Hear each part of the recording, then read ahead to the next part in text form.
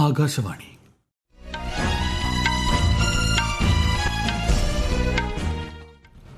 നമസ്കാരം. വാർത്തകൾ വായിക്കുന്നത് വിജേഷ്.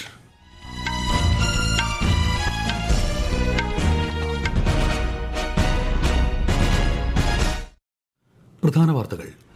പശ്ചിമേഷ്യൻ സാഹചര്യം ഉൾപ്പെടെയുള്ള ആഗോള പ്രശ്നങ്ങൾ പ്രധാനമന്ത്രി നരേന്ദ്രമോദിയും ഫിൻലാൻഡ് പ്രസിഡന്റ് അലക്സാണ്ടർ സ്റ്റബ്ബും ചർച്ച ചെയ്തു. രാഷ്ട്രപതി ദ്രൌപദി മുർമുവിന്റെ 2 ദിവസത്തെ പശ്ചിമബംഗാൾ സന്ദർശനത്തിന് ഇന്ന് തുടക്കമാകും. പശ്ചിമേഷ്യയിൽ സംഘർഷം രൂക്ഷം. ഇറാനെതിരെ അമേരിക്കയും ഇസ്രയേലും സംയുക്ത വ്യോമാക്രമണം തുടരുന്നു.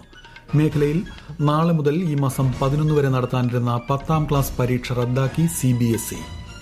കേന്ദ്ര ഗ്രാമവികസന മന്ത്രാലയത്തിന്റെ VBG റാംജി യുവ ഡിജിറ്റൽ ക്യാമ്പയിന് ഇന്ന് തുടക്കമാകും. കേരളത്തിന്റെ സ്വപ്ന പദ്ധതിയായ ആനക്കാംപൊയിൽ കള്ളാടി മേപ്പാടി തുരങ്കപാതയുടെ ഫസ്റ്റ് ബ്ലാസ്റ്റിന്റെ സ്വിച്ച് ഓൺ മുഖ്യമന്ത്രി ഇന്ന് നിർവഹിക്കും. ICC T20 ക്രിക്കറ്റ് ലോകകപ്പിൽ ഇംഗ്ലണ്ടിനെ സെമിയിൽ തകർത്ത് ഇന്ത്യ ഫൈനലിൽ. സഞ്ജു സാംസൺ കളിയിലെ താരം. വാർത്തകൾ വിശദമായി. റെയ്സീന ഡയലോഗിന്റെ 11ാം പതിപ്പിന് ന്യൂഡൽഹിയിൽ തുടക്കമായി. ഔദ്യോഗിക ഉദ്ഘാടനം പ്രധാനമന്ത്രി നരേന്ദ്രമോദി നിർവഹിച്ചു. ആഗോളതലത്തിൽ നിലനിൽക്കുന്ന ഭൌമരാഷ്ട്രീയ പ്രശ്നങ്ങളും സാമ്പത്തിക വെല്ലുവിളികളും 3 ദിവസത്തെ റെയ്സീന ഡയലോഗ് ചർച്ച ചെയ്യും. 110 രാജ്യങ്ങളിൽ നിന്നുള്ള നേതാക്കളും പ്രതിനിധികളും പരിപാടിയിൽ പങ്കെടുക്കുന്നു. ഇന്ത്യ സന്ദർശിക്കുന്ന ഫിൻലാൻഡ് പ്രസിഡന്റ് അലക്സാണ്ടർ സ്റ്റബ്ബുമായി പ്രധാനമന്ത്രി നരേന്ദ്രമോദി കൂടിക്കാഴ്ച നടത്തി. പശ്ചിമേഷ്യൻ സാഹചര്യവും ഉക്രൈൻ സംഘർഷവും ഉൾപ്പെടെ ആഗോള പ്രശ്നങ്ങളും പരസ്പര താൽപര്യമുള്ള വിഷയങ്ങളും ഇരു നേതാക്കളും ചർച്ച ചെയ്തു. ഇന്ത്യയും യൂറോപ്യൻ യൂണിയനും തമ്മിലുള്ള സ്വതന്ത്ര വ്യാപാര ഉടമ്പടി ഫിൻലാൻഡുമായി വിവിധ രംഗങ്ങളിലെ സഹകരണം ശക്തിപ്പെടുത്തിയതായി പ്രധാനമന്ത്രി നരേന്ദ്രമോദി പറഞ്ഞു. 2026 की शुरुआत में ऐतिहासिक Bharat European union free trade agreement हुआ. ये एग्रीमेंट भारत और फिनलैंड के बीच ट्रेड, इन्वेस्टमेंट और टेक्नोलॉजी सहयोग को और प्रबल करेगा. डिजिटल टेक्नोलॉजी, इंफ्रास्ट्रक्चर और सस्टेनेबिलिटी जैसे क्षेत्रों में भारत और फिनलैंड महत्वपूर्ण साझेदार हैं. നവീന സാങ്കേതിക വിദ്യകളിൽ സഹകരണം മെച്ചപ്പെടുത്തുന്നതിനായി സംയുക്ത വർക്കിംഗ് ഗ്രൂപ്പ് സ്ഥാപിച്ചിട്ടുണ്ടെന്ന് വിദേശകാര്യ മന്ത്രാലയ സെക്രട്ടറി CB ജോർജ് പറഞ്ഞു. കുടിയേറ്റം, സഞ്ചാര പങ്കാളിത്തം സംബന്ധിച്ച ധാരണാപത്രത്തിലും ഇരു രാജ്യങ്ങളും ഒപ്പുവച്ചു. രാഷ്ട്രപതി ദ്രൌപദി മുർമുവിന്റെ 2 ദിവസത്തെ പശ്ചിമബംഗാൾ സന്ദർശനത്തിന് ഇന്ന് തുടക്കമാകും. വന്ദേമാതരത്തിന്റെ 150ാം വാർഷികത്തോടനുബന്ധിച്ച് ഡാർജിലിംഗിൽ നടക്കുന്ന ഡാർജിലിംഗ് ഹിൽ ഫെസ്റ്റിവൽ ഉദ്ഘാടനം ചെയ്യുന്ന രാഷ്ട്രപതി ലോക്ഭവനിൽ റൂട്ട് ആൻഡ് റിഥംസ് എന്ന പ്രദർശനത്തിന്റെ ഉദ്ഘാടനവും നിർവഹിക്കും. IIT ഖരഗ്പൂരിൽ സംഘടിപ്പിക്കുന്ന വനിതാ നേതൃത്വത്തെയും ശാക്തീകരണത്തെയും കുറിച്ചുള്ള പ്ലാറ്റിനം ജൂബിലി ഫ്ളാഗ്ഷിപ്പ് പ്രോഗ്രാമും രാഷ്ട്രപതി വെർച്വലായി ഉദ്ഘാടനം ചെയ്യും. 9ാമത് അന്താരാഷ്ട്ര സാന്താൾ സമ്മേളനത്തിൽ രാഷ്ട്രപതി നാളെ മുഖ്യാതിഥിയാകും. രാജ്യത്തെ 10 സംസ്ഥാനങ്ങളിൽ ഒഴിവുവന്ന 37 രാജ്യസഭാ സീറ്റുകളിലേക്ക് നാമനിർദ്ദേശ പത്രികകളുടെ സൂക്ഷ്മ പരിശോധന ഇന്ന് നടക്കും. ബീഹാർ മുഖ്യമന്ത്രിയും JDU നേതാവുമായ നിതീഷ് കുമാർ, BJP ദേശീയ അധ്യക്ഷൻ നിതിൻ നബിൻ, മുതിർന്ന കോൺഗ്രസ് നേതാവ് മനു അഭിഷേക് സിംഗ്വി തുടങ്ങിയ പ്രമുഖർ നാമനിർദ്ദേശ പത്രിക സമർപ്പിച്ചിട്ടുണ്ട്. മാർച്ച് 16 നടക്കുന്ന തെരഞ്ഞെടുപ്പിന്റെ ഫലപ്രഖ്യാപനവും അന്നേ ദിവസം തന്നെ ഉണ്ടാകും. പശ്ചിമേഷ്യയിൽ സംഘർഷം രൂക്ഷമായി. ഇറാനെതിരെ അമേരിക്കയും ഇസ്രയേലും സംയുക്ത വ്യോമാക്രമണം തുടരുമ്പോൾ ഇറാൻ മിസൈലുകളും ഡ്രോണുകളും ഉപയോഗിച്ച് തിരിച്ചടി ശക്തമാക്കി. സാഹചര്യം പ്രാദേശിക സ്ഥിരതയ്ക്കും ആഗോള സുരക്ഷയ്ക്കും ഭീഷണിയാണെന്ന് ലോകരാജ്യങ്ങൾ ആശങ്ക പ്രകടിപ്പിച്ചു. വിശദാംശങ്ങളിലേക്ക്. US ഇസ്രയേൽ സൈനിക നടപടിക്ക് തിരിച്ചടിയായി മേഖലയിലെ മറ്റ് രാജ്യങ്ങളിൽ അമേരിക്കൻ സൈനിക താവളങ്ങൾ ലക്ഷ്യമിട്ട് ഇറാൻ ആക്രമണം തുടരുകയാണ്. ഇന്നലെ ബഹ്റൈനിലെ സർക്കാർ എണ്ണ ശുദ്ധീകരണശാലയിൽ മിസൈൽ പതിച്ചു. കുവൈറ്റ്, UAE എന്നിവിടങ്ങളിലും ആക്രമണമുണ്ടായി. ഇറാന്റെ മിസൈലുകളെ വ്യോമ പ്രതിരോധ സംവിധാനം സജീവമായി തടയുന്നുണ്ടെന്ന് ഖത്തറും സൗദി അറേബ്യയും അറിയിച്ചു. അതേസമയം ലെബനനിൽ ഇസ്രയേലും ഹിസ്ബുള്ളയും തമ്മിലുള്ള ഏറ്റുമുട്ടലിൽ 100-ലേറെ പേർ കൊല്ലപ്പെട്ടു. ഇറാനെതിരായ നടപടി അടുത്ത ഘട്ടത്തിലേക്ക് നീങ്ങുകയാണെന്ന് ഇസ്രയേൽ പ്രതിരോധ സേനാ മേധാവി പ്രഖ്യാപിച്ചു. ദ്രുതഗതിയിൽ സൈനിക വിജയം ഉറപ്പാക്കുന്നതിൽ അമേരിക്ക പരാജയപ്പെട്ടെന്ന് ഇറാൻ വിദേശകാര്യമന്ത്രി അബ്ബാസ് അരാഗ്ചി പ്രതികരിച്ചു. സുരക്ഷാ ആശങ്ക കാരണം ലോകാരോഗ്യ സംഘടന ദുബായിലെ അടിയന്തര ലോജിസ്റ്റിക് ഹബിന്റെ പ്രവർത്തനം നിർത്തിവച്ചു. ഖത്തറിലേക്ക് 4 അധിക ടൈഫൂൺ യുദ്ധവിമാനങ്ങൾ വിന്യസിക്കുമെന്ന് ബ്രിട്ടീഷ് പ്രധാനമന്ത്രി കെയർ സ്റ്റാമർ അറിയിച്ചു. അതിനിടെ ഇറാന്റെ അടുത്ത പരമോന്നത നേതാവിനെ തിരഞ്ഞെടുക്കുന്നതിൽ താൻ വ്യക്തിപരമായി ഇടപെടുമെന്നും കൊല്ലപ്പെട്ട ഖമനേയിയുടെ മകൻ മോജ്തബ ഖമനേയി സ്വീകാര്യനല്ലെന്നും US പ്രസിഡന്റ് ഡൊണാൾഡ് ട്രംപ് പറഞ്ഞു. News desk, Akashvani. പശ്ചിമേഷ്യയിലെ സ്ഥിതിഗതികൾ സൂക്ഷ്മമായി നിരീക്ഷിച്ചു വരികയാണെന്ന് വ്യോമയാന മന്ത്രാലയം. ഇന്ത്യൻ വ്യോമയാന കമ്പനികളുടെ 281 സർവീസുകൾ ഇന്നലെ റദ്ദാക്കിയതായി മന്ത്രാലയം അറിയിച്ചു.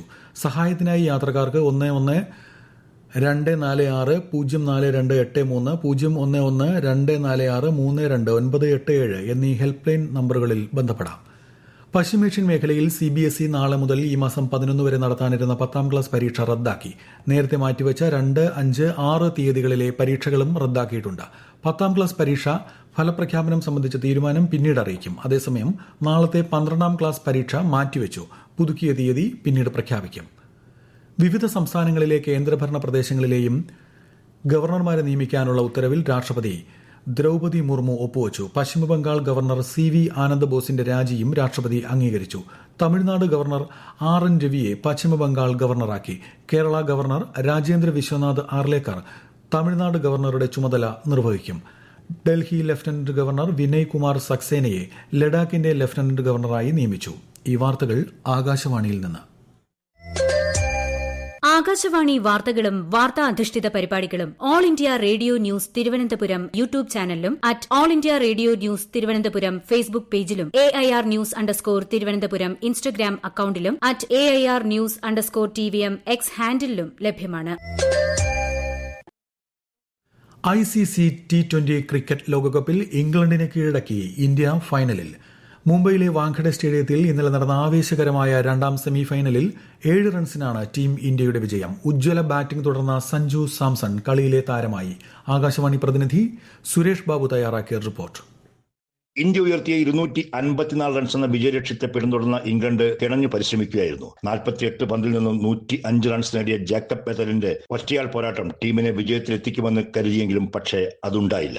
സഞ്ജു സാംസന്റെ വെടിക്കെട്ട് ബാറ്റിംഗിലാണ് ഇന്ത്യ 254 എന്ന വലിയ ടോട്ടൽ സ്വന്തമാക്കിയത്. 42 പന്തിൽ നിന്നും 89 റൺസ് നേടിയ സഞ്ജു തുടർച്ചയായ 2ാം മത്സരത്തിലും മിന്നും ഫോമിലേക്കായിരുന്നു. ഞായറാഴ്ചത്തെ കലാശ പോരാട്ടത്തിൽ ന്യൂസിലൻഡിനെ വീഴ്ത്തിയാൽ തുടർച്ചയായ 2ാം കിരീട നേട്ടമെന്ന ചരിത്രം ഇന്ത്യക്ക് മുന്നിൽ വഴിമാറും. കൃഷിയും ഗ്രാമീണ പരിവർത്തനവും എന്ന വിഷയത്തിൽ സംഘടിപ്പിക്കുന്ന ബജറ്റ് അനന്തര വെബിനാറിനെ പ്രധാനമന്ത്രി നരേന്ദ്രമോദി ഇന്ന് ഓൺലൈനായി അഭിസംബോധന ചെയ്യും. കൃഷി, മൃഗസംരക്ഷണം, ക്ഷീരോത്പാദനം, മത്സ്യബന്ധനം, ഗ്രാമീണ ഉപജീവന മാർഗം എന്നീ 4 പ്രധാന മേഖലകളെ ഉൾപ്പെടുത്തി 8 വെബിനാർ സെഷനുകളാണ് നടക്കുന്നത്. പശ്ചിമ ബംഗാളിൽ SIR പ്രക്രിയ ത്വരിതപ്പെടുത്തുന്നതിനായി അയൽ സംസ്ഥാനങ്ങളായ ഒഡീഷ, ഝാർഖണ്ഡ് എന്നിവിടങ്ങളിൽ നിന്നുള്ള 200 ജഡ്ജിമാരെ കൂടി നിയമിക്കും. ഇതുവരെ പരിഹരിക്കപ്പെടാത്ത ഏകദേശം 60 ലക്ഷം കേസുകൾ ജഡ്ജിമാരുടെ സംഘം പരിശോധിക്കും. നിലവിൽ 550 ജഡ്ജിമാരാണ് പശ്ചിമ ബംഗാളിൽ SIR പരാതികൾ പരിശോധിക്കുന്നത്. കേരളത്തിൽ ഈ വർഷം ജനുവരി 1-ന് 18 വയസ്സ് പൂർത്തിയായിട്ടും തീവ്ര വോട്ടർ പട്ടിക പരിഷ്കരണ സമയത്ത് പേര് ചേർക്കാൻ സാധിക്കാത്തവർക്ക് പട്ടികയിൽ പേര് ചേർക്കാൻ അവസരം. voters.eci.gov.in എന്ന വെബ്സൈറ്റിലൂടെയോ ECI നെറ്റ് മൊബൈൽ ആപ്പ് വഴിയോ ബൂത്ത് തല ഓഫീസർ വഴിയോ അപേക്ഷിക്കാം. നിയമസഭാ തെരഞ്ഞെടുപ്പിന് മുന്നോടിയായുള്ള ഒരുക്കങ്ങൾ വിലയിരുത്താനുള്ള മുഖ്യ തെരഞ്ഞെടുപ്പ് കമ്മീഷണർ ഗ്യാനേഷ് കുമാറിന്റെ കേരള സന്ദർശനം തുടരുന്നു. തെരഞ്ഞെടുപ്പ് കമ്മീഷണർമാരായ SS സന്ധു, വിവേക് ജോഷി എന്നിവർ അദ്ദേഹത്തിനൊപ്പമുണ്ട്. 3 ദിവസത്തെ സന്ദർശനത്തിനിടെ ജില്ലാ തെരഞ്ഞെടുപ്പ് ഓഫീസർമാർ, ബൂത്ത് ലെവൽ ഓഫീസർമാർ എന്നിവരുമായി ചർച്ച നടത്തും. കേരളത്തിന്റെ സ്വപ്ന പദ്ധതികളിലൊന്നായ ആനക്കാംപൊയിൽ കള്ളാടി മേപ്പാടി തുരങ്കപാതയുടെ ഫസ്റ്റ് ബ്ലാസ്റ്റിന്റെ സ്വിച്ച് ഓൺ ഇന്ന് മുഖ്യമന്ത്രി പിണറായി വിജയൻ നിർവഹിക്കും. രാവിലെ 11-ന് മറിപ്പുഴ പദ്ധതി പ്രദേശത്താണ് ചടങ്ങ്. ബ്ലാസ്റ്റിനോടനുബന്ധിച്ച് സുരക്ഷാ ക്രമീകരണങ്ങൾ പൂർത്തിയാക്കി. കേന്ദ്ര ഗ്രാമവികസന മന്ത്രാലയം മൈ ഭാരത് സംരംഭവുമായി ചേർന്ന് സംഘടിപ്പിക്കുന്ന VBG റാംജി യുവ ഡിജിറ്റൽ ക്യാമ്പയിന് ഇന്ന് തുടക്കമാകും. 2025-ലെ VBG റാംജി നിയമത്തെക്കുറിച്ച് വിപുലമായ പൊതുജന അവബോധം ഉറപ്പാക്കുകയാണ് ലക്ഷ്യം. യുവജനങ്ങളെ പ്രചാരണ പരിപാടിയുടെ കേന്ദ്ര ബിന്ദുവാക്കി മാറ്റാനും പ്രശ്നോത്തരി, വീഡിയോ മത്സരങ്ങൾ, സർഗാത്മക മത്സരങ്ങൾ തുടങ്ങിയ പങ്കാളിത്ത പ്രവർത്തനത്തിലൂടെ പ്രചാരണത്തിന്റെ ഭാഗമാക്കാനും ലക്ഷ്യമിടുന്നു. പ്രധാന വാർത്തകൾ വീണ്ടും. പശ്ചിമേഷ്യൻ സാഹചര്യം ഉൾപ്പെടെയുള്ള ആഗോള പ്രശ്നങ്ങൾ പ്രധാനമന്ത്രി നരേന്ദ്രമോദിയും ഫിൻലൻഡ് പ്രസിഡന്റ് അലക്സാണ്ടർ സ്റ്റബും ചർച്ച ചെയ്തു. രാഷ്ട്രപതി ദ്രൌപതി മുർമുവിന്റെ 2 ദിവസത്തെ പശ്ചിമ ബംഗാൾ സന്ദർശനത്തിന് ഇന്ന് തുടക്കമാകും. പശ്ചിമേഷ്യയിൽ സംഘർഷം രൂക്ഷം. ഇറാനെതിരെ അമേരിക്കയും ഇസ്രയേലും സംയുക്ത വ്യോമാക്രമണം തുടരുന്നു. മേഖലയിൽ നാളെ മുതൽ ഈ മാസം 11 വരെ നടത്താനിരുന്ന 10ാം ക്ലാസ് പരീക്ഷ റദ്ദാക്കി CBSE. കേന്ദ്ര ഗ്രാമവികസന മന്ത്രാലയത്തിന്റെ VBG റാംജി യുവ ഡിജിറ്റൽ ക്യാമ്പയിന് ഇന്ന് തുടക്കമാകും.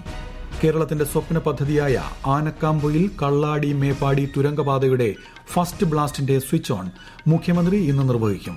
ICC T20 ക്രിക്കറ്റ് ലോകകപ്പിൽ ഇംഗ്ലണ്ടിനെ സെമിയിൽ തകർത്ത് ഇന്ത്യ ഫൈനലിൽ. സഞ്ജു സാംസൺ കളിയിലെ താരം. വാർത്തകൾ കഴിഞ്ഞു. തിരുവനന്തപുരം നിലയത്തിൽ നിന്നുള്ള അടുത്ത വാർത്താ പ്രക്ഷേപണം 11 മണിക്ക്.